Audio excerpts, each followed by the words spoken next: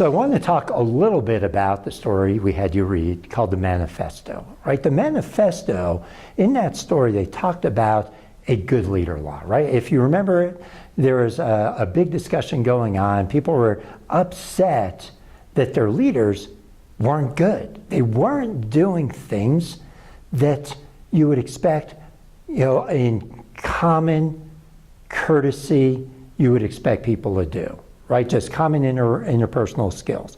So they created this thing called the Manifesto, or a good leader law. And it started us thinking, Jim and I, as we were delving into, again, organizational complexity and what it means to actually be a good leader. And what we've come to discover is that there are basically two roads to being an effective leader. One is the high road.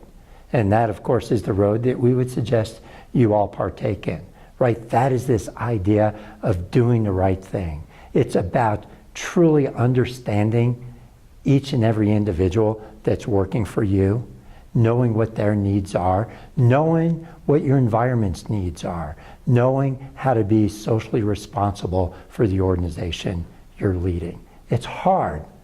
It's a long road, but it's really effective. On the other hand, there's the low road, right? The easy road, per se. It's leadership through fear.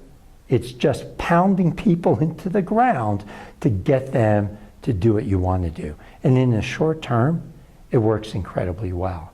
But if you think about it, what employees really would want to be in an organization that's run by fear, right? They'll keep doing it as long as they don't have options. They'll keep doing it in the downturn economy. But is that the way to really run an organization?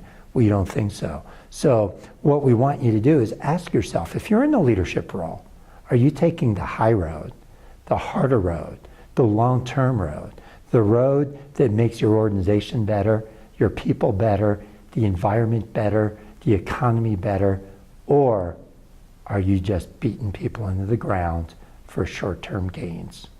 Right? It's a valid question.